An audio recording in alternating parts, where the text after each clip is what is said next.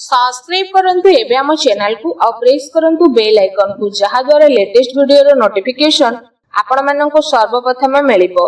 आज रो वीडियो रे आमे आपण मानन को कहिबा को जाउछु आपणन को पई आगामी ए 2 दिन रो स्थिति विषय रे कि ए दिन रे विशेष भाबरे आपणन को राशि पई स्थिति किपरि रहिबा को जाउछि, केउ सब जिनिस रे आपणन को फायदा हेबो, केउ सब जिनिस रे आपणन को सावधान रहिबा को पड़िबो, आपणन लव लाइफ किपरि रहिबो, कैरियर किपरि रहिबो, बिजनेस आ व्यापार किपरि रहिबो एवं स्वास्थ्य रो किछि महत्वपूर्ण इन्फॉर्मेशन मध्ये आमे आपण मानकु देबु। आउ ए वीडियो शेष रे आमे आपण मानकु किछि उपाय विषय रे मध्ये कहिबु जहा द्वारा आपण ए 2 दिन को आउरी अधिक शुभ और मंगलदायक बनि परिबे। आगो को वीडियो आरंभ करबा पूर्वरु हमर आपण को रिक्वेस्ट कि जदि आपण हमर ए चैनल ले नुआ आछंती तो चैनल को सब्सक्राइब करंतु, सांगरे नोटिफिकेशन बेल को मध्ये ऑन करंतु जहा द्वारा समय समय रे सह नुआ नुआ वीडियो रो नोटिफिकेशन आपनक पाखरे पहुंचीबो। तो आसंतु जानिबा किपरि रहिबो आपनक पई विशेष भाबरे ए 2 दिन रो स्थिति। जदि एठी हमें आपनक कहिबु तो सबुठारु प्रथमे कि कोन आपनक पई विशेष भाबरे पॉजिटिव रहिबा पई जाउछि। जदि एठी कहबा तो फ्रेंड्स विद्यार्थी माननकु इंटरव्यू रे कैरियर संबंधी परीक्षा रे सफलता मिलिबार पूरा संभावना बनुछि। सेथिपई निजर पाठ पढ़ा प्रति एकाग्रचित्त रुहंतु। आपणकर संतुलित दिन चर्या कारणरू अधिकतर कार्य आपणकर समय सह पूरा हेबो। तासह जदि कहिबा कोनोसी धार्मिक प्रवृत्तिर व्यक्तिଙ୍କ सह साक्षात मध्य आपणकर विचार धारारे सकारात्मक परिवर्तन नेकी आसीबो तथा जीवन सह जड़ित प्रत्येक कार्य को करिवार बहुत भल तरीका आपण को प्राप्त हेबो। आर्थिक स्थिति मध्य आपणकर काफी भल रहिबा को जाउछि। संपर्कियक सह मनोरंजन संबंधी प्रोग्राम बनिबो आ संबंध रे घनिष्ठता मध्य देखिबा को मिलिबो। पूर्व समय जेउ सबु कार्य प्रति आपण परिश्रम करूथिले एबे से सबुर शुभ परिमाण आशा ठारू अधिक आपण को प्राप्त हेबो। धार्मिक कार्य प्रति विशेष भाबरे आपणकर रुचि बढ़िबो। पूर्व किछि समय जेउ कार्य रे रोकावट आसुथिला एबे से सबु बहुत ही सरल सहज उपाय रे सुधुरी जीवो। वस्त्र आभूषण भली जिनिस किना किनी रे समय व्यतीत हेबो। समय आपणक पक्षरे रखिबो, एहार सम्मान करंतु। कोनोसी शुभ समाचार मिलिबा कारणरू घर परिवार रे खुशीर माहौल देखिबा को मिलिबो।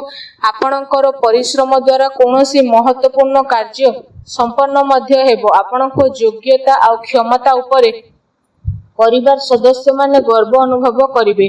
कोनोसी विशेषज्ञ व्यक्तिर परामर्श सहयोग आपणकर हजि जाइथिबा प्रतिष्ठा को पुणी थरे हासिल करिवो, जहा द्वारा आपणकर आत्मविश्वास रे वृद्धि हेबो।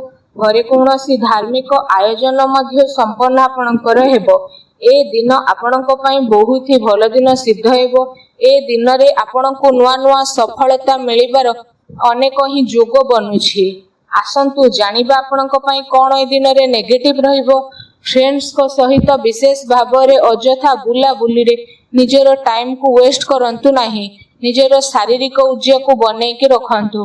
अलस्वामी रे मनोरंजन रे समय व्यतीत करबा द्वारा बनुथबा कार्य रे अघटन आसी पारे। निजर महत्वपूर्ण दस्तावेज को संभाली के रखंतु। केही यार भूल व्यवहार मध्य करि पारंती। ए कारणरू विशेष भाबरे आपणकर स्वाभिमान को मध्य आघात लागि पारे। संतानकर गति विधि उपरे कड़ा नजर रखंतु। पिलांको समस्या को शांतिपूर्ण सुझातु। तांको रागिबा क्रोध करिबा द्वारा तांको भितरे अहंकार भाव जागृत होई पारे। काल्पनिक कथा उपरे अधिक ध्यान न देकी यथार्थ उपरे विश्वास करंतु, किंतु ध्यान रखंतु कोनोसी भी कार्य को करिबा पूर्व तार भल खराब उपरे आपण विचार करिवार अति आवश्यकता रहिछि। कारण किछि खराब हेबार संभावना लागुछि। एहा सहित अधिकतर समय घर बाहर व्यतीत करिबा को पड़ी पारे, किंतु सफलता प्राप्त करिबा पई मर्यादा रो ध्यान रखिबा आपणक पई आवश्यकता रहिछि। कोनोसी अनुचित कार्य आपणकर क्रोधपूर्ण व्यवहार आपणकर योजना को बिगाड़ी देबो, तेणु सावधान रहंतु। अन्यर सुलझाबा उपरे गंभीरतार सह विचार करंतु तथा अजथा खर्च ठारू दूरे रुहंतु। अजथारे कोनोसी महत्वपूर्ण खर्च आपणकर आसी पारे। ता सहित कोनोसी निकट संबंधीक द्वारा मत भेद हेबार पूरा संभावना रहिछि। सावधान रहंतु। आसंतु जानिबा ए दिन रे आपणकर लव लाइफ किपरि रहिबो।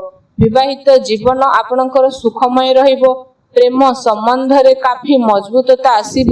ପ୍ରେମ ସମ୍ବନ୍ଧ ପାଇଁ ଏ ଦିନ ବହୁତ ହି ଆପଣଙ୍କ ପାଇଁ ଅନୁକୂଳ ରହିବ। ପାରିବାରିକ ଗତିବିଧିରେ ଆପଣଙ୍କର ସହଯୋଗ ସମର୍ପଣ ବାତାବରଣକୁ ଆହୁରି ଅଧିକ ଖୁସିଭରା ମଧ୍ୟ କରିଦେବ ତଥା ଆପୋଷିକ ସମ୍ବନ୍ଧରେ ଆହୁରି ଅଧିକ ଘନିଷ୍ଠତା ଦେଖିବାକୁ ମିଳିବ। ପତି ପତ୍ନୀଙ୍କ ସମ୍ବନ୍ଧରେ ମଧୁରତା ଆସିବ।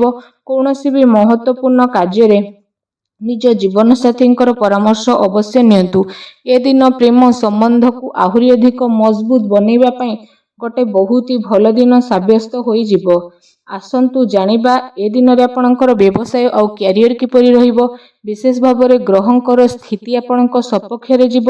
କିଛି ଭଲ କାର୍ଯ୍ୟ ଆପଣଙ୍କୁ ସପୋର୍ଟ ଦେବ। ଆଉ କିଛି ଉଚିତ ନୂଆ ଅବସର ଆପଣଙ୍କୁ ମିଳିବ।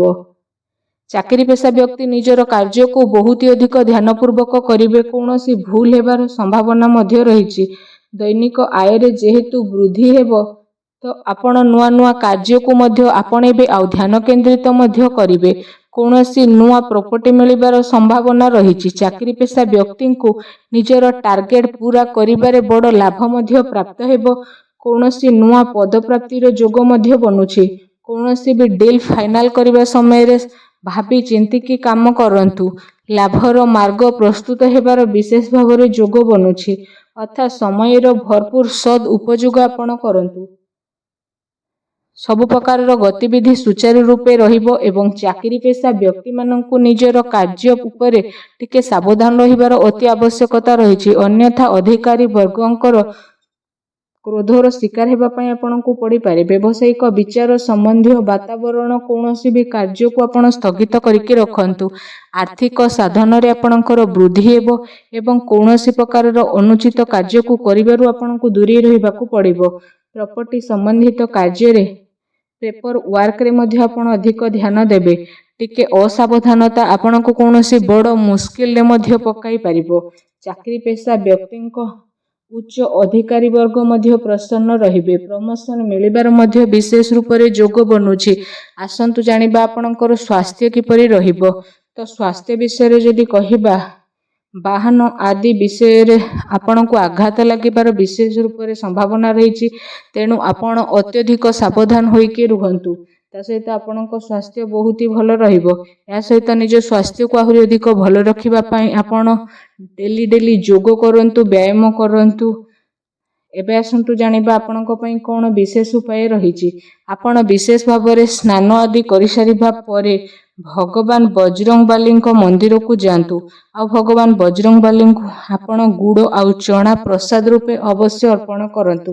ଏହା ସହିତ ସେଠି ବସି ହନୁମାନ ଚାଳିଶାର ମଧ୍ୟ ପାଠ କରନ୍ତୁ। ସ୍ଥିତି ଆପଣଙ୍କ ପାଇଁ ବହୁତ ଭଲ ରହିବ। ଭିଡ଼ିଓ କେମିତି ଲାଗିଲା କମେଣ୍ଟ କରିକି ଜଣାନ୍ତୁ। ଚ୍ୟାନେଲରେ ନୂଆ ଆସିଲେ ଚ୍ୟାନେଲକୁ ସବସ୍କ୍ରାଇବ କରନ୍ତୁ। ଧନ୍ୟବାଦ।